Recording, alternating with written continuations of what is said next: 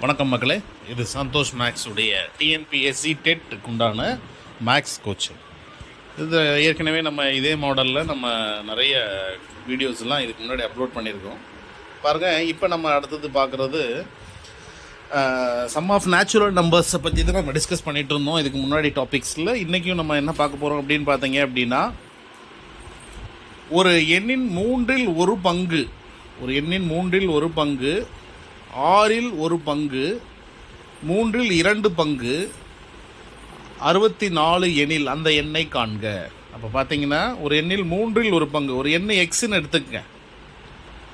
அந்த எண்ணில் மூன்றில் ஒரு பங்குனாக்கா x × 1/3. அடுத்தது பாருங்கள், ஆறில் ஒரு பங்குனா அதுவும் கூடுதல் தான். மூன்றில் ஒரு பங்கு, ஆறில் ஒரு பங்கு, 2இல் 3 பங்கு அப்படின்னா எல்லாத்தையும் கூடுதல் மல்டிப்ளே தான் பண்ணணும். பாருங்கள், எக்ஸ் இன்ட்டு 1/3, 1/6, 2/3 = 64. இப்போ அந்த கீழே இருக்கிற நம்பர்ஸ் எல்லாத்தையும் சால்வ் பண்ணிடுங்க. சால்வ் பண்ணுறது அப்படின்னா எல்லாத்தையும் ஒரு பக்கமாக எடுத்துகிட்டு போயிடுங்க. இப்போ பாருங்கள், நமக்கு என்ன கிடைக்கும்? இந்த டினாமினேட்டர்லாம் அங்கே நியூமரேட்டர் ஆகிடும். இந்த நியூமரேட்டர்லாம் இந்த பக்கம் டினாமினேட்டர் ஆகிடுச்சுன்னா ஃபைனலாக நமக்கு கிடைக்கிறது 1728. ஸோ அப்போ ஒரு நம்பர் ஒன்றில் 3 பங்கு அப்படிங்கும்போது இப்போ எக்ஸு 1/3 அப்படிங்கிறது தான் அந்த மீனிங். ஸோ இந்த மாதிரி ஒவ்வொரு கணக்குகளும் பார்த்திங்கன்னா அந்த மாதிரி இருக்குது அப்படின்னு பாருங்கள். ஒரு ஈரிலக்க எண்களின் கூடுதல் 12. அப்போ 2 டிஜிட் நம்பர் இல்லையா? ஒரு ஈரிலக்க எண் கூடுதல் 12. மேலும் இலக்கங்களை இடம் மாற்றினால் கிடைக்கும் புதிய எண் பழைய எண்ணை விட 18 குறைவாக இருக்கும் அப்படின்னு சொல்கிறாங்க. அப்போ ஒரு பாருங்கள், ஈரிலக்க எண் நமக்கு கூடுதல் 12 கிடச்சிருக்கு அப்படின்னு சொல்லியிருக்காங்க. அப்போ பாருங்கள், 2 நம்பர் எடுத்து கூட்டணும். இப்போ எந்தெந்த 2 நம்பர்லாம் கூட்டலாம் அப்படின்னா, அப்போ அது பாருங்கள், 6 × 6 12. அடுத்தது பார்த்தீங்கன்னா 5 × 7 12. அப்போ இது ரெண்டையும் மைனஸ் பண்ணால் 18 வருதான்னு பார்த்தீங்கன்னா 6 × 6 நீங்கள் மாற்றினா கூட அதே தான் கிடைக்கும். சரிங்களா? அப்போ பாருங்கள், நம்ம 7 × 5 12 இல்லையா? அப்போ 7 × 5 இல்லைனா 5 × 7 கூட எடுத்துக்கலாம். அப்போ 75 57 இப்படின்னு கூட எடுத்துக்கலாம் இல்லையா? 75 57. அப்போ இதோடைய மைனஸ் பண்ணும்போது பாருங்கள் 18 கிடச்சிருது. அப்போ நம்ம எடுத்துக்கிற நம்பர்ஸை கூடுதல் என்ன அப்படிங்கிறது பார்க்கணும்.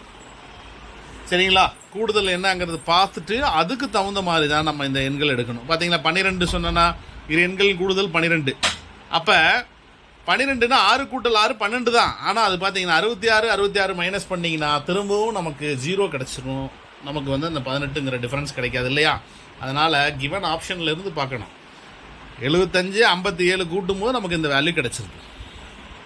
அடுத்து பாருங்கள், ஒரு எண் மற்றும் அதன் வர்க்கம் 2இன் கூடுதல் 240 எண்ணில் அந்த எண்ணை காண்க. ஒரு எண் அதோடைய வர்க்கம். இப்போ கொடுத்துருக்கிற நம்பர்ஸ் பாருங்கள், 15 18 25 22 இருக்குல்ல, இதுலேருந்து எடுத்துக்கங்க. 15 உடைய ஸ்கொயர் என்ன அப்படின்னு பார்த்தீங்கன்னா 225. அதோடைய 15 கூட்டினீங்கன்னா 240 கிடச்சிருது. அப்போ அவங்க கொடுத்த ஆன்சர் ஃபஸ்ட்லேயே வந்துருச்சு. இப்போ 18 ஸ்கொயர்னாக்கா அது 300 தாண்டி போயிருக்கும். சரிங்களா? 25 ஸ்கொயர்னால் அது 600 தாண்டி போயிருக்கும். 22 ஸ்கொயர்னால் 400 தாண்டி போயிருது. இப்போ இருக்கிறதுலே சின்ன நம்பர் 15 தான். அப்போ 15 ஸ்கொயர் பண்ணும்போது ஆன்சர் கிடச்சிருச்சு.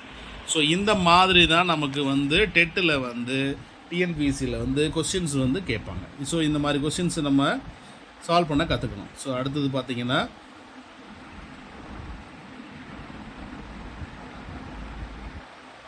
ரைட், இதே மாதிரி வேறு கொஸ்டின் பாருங்கள்.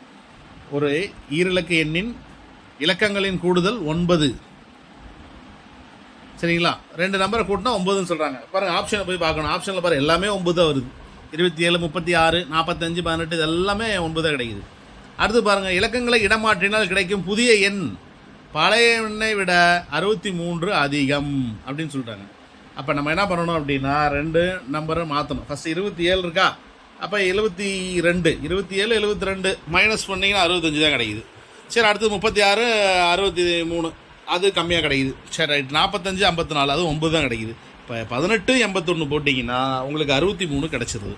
அப்போ நமக்கு இதுக்கு சரியான விடை என்ன அப்படின்னு பார்த்தீங்க அப்படின்னா, இப்போ அந்த 18 81 அப்படிங்கும்போது அந்த 18 தான் ஆன்சர் கரெக்டாக இருக்குது. ஆப்ஷன் டி தான் கரெக்டு. சரிங்களா? நமக்கு 2 நம்பரை கூட்டுறது முக்கியம் இல்லை, அதோடைய கழித்தல் வேல்யூ கரெக்டாக இருக்கணும்.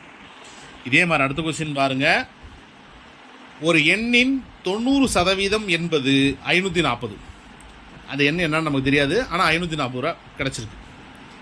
எனில் அந்த எண்ணின் 10%த்தில் 5% என்பது எவ்வளவு அப்படின்னு கேட்குறாங்க. சரியா? நமக்கு அந்த ஒரு எண் தெரியாது. 90% வந்து 540 ரூபா சொல்லிட்டாங்க.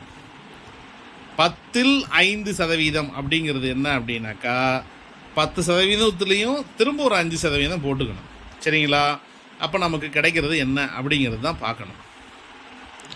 அப்போ எந்த நம்பரில் 90% அப்படிங்கிறத பார்த்தீங்கன்னா 10/100 பெருக்கல் 5/100 பெருக்கல் 540/90% இல்லையா? அந்த 90%ஐயும் நம்ம என்ன பண்ணணும்? 90/100ன்னு போடணும். ஸோ இப்போ எல்லாம் பாருங்கள், இந்த ஜீரோவெல்லாம் கேன்சல் பண்ணிவிட்டு ஃபைனலாக நமக்கு என்ன கிடச்சிருக்கு அப்படின்னு பார்த்தீங்கன்னா 3 தான் கிடைக்கும். இது நல்லா புரிஞ்சுக்கணும். இதில் ஒரு நம்பரில் 540ங்கிறது 90%னா 540/90% போட்டுக்கணும். பர்சன்டேஜ்னாவே 90/100ங்கிறது வரணும். அதுலேயும் 10%ல் 5% அப்படின்னா இப்போ 10/100 × 5/100 அப்படின்னு நம்ம மல்டிப்ளை, இது எல்லாமே மல்டிப்ளையில் தான் எழுதணும். ஸோ மறந்துடக்கூடாது, இது முக்கியமான விஷயம். சரிங்களா? இந்த மாதிரி சப்போஸ் இப்போ 80% கொடுத்துருந்தாலும் 80 போட்டுக்கலாம். சரிங்களா? அந்த இடத்துல 80ன்னு மாற்றிக்கிட்டிங்கன்னா உங்களுக்கு உண்டான ஆன்சர் கிடச்சிடும். சரி, கடைசியாக ஒரு கொஸ்டின் பார்ப்போம் பாருங்கள். 2 எண்களின் கூடுதல் மற்றும் வித்தியாசம் ஆகியவற்றின் விகிதம் 9:1 எனில் அந்த எண்களின் விகிதம் என்ன அப்படின்னு கேட்குறாங்க. 2 எண்களின் கூடுதல் மற்றும் வித்தியாசம் 9:1 அப்படின்னா 2 எண்களின் கூடுதல், அப்போ அந்த ஈஸ்ட்டு நம்ம கொடுத்துக்கிறதையே கூட்டுங்க. 9 கூட்டல் 1. சரிங்களா? அதோடைய வித்தியாசம் 9 - 1. அப்போ 9 கூட்டல் 1 என்ன அப்படின்னு பார்த்தீங்கன்னா 10. 9 - 1 என்னன்னா 8. அப்போ என்ன கொடுத்துருக்காங்களோ சரிங்களா, அதோட வித்தியாசமே எடுத்துக்கணும். அப்போ 10:8 இந்த ஆப்ஷன் இருக்கான்னு பார்த்தீங்கன்னா இருக்காது. அப்போ இதை விட சின்னதாக என்னென்னா 2ஐயும் 2ஆல் டிவைட் பண்ண முடியுமா அப்படின்னு பார்த்தீங்கன்னா கண்டிப்பாக பண்ண முடியும். அப்போ அதோட ஆன்சர் பாருங்கள் 5:4.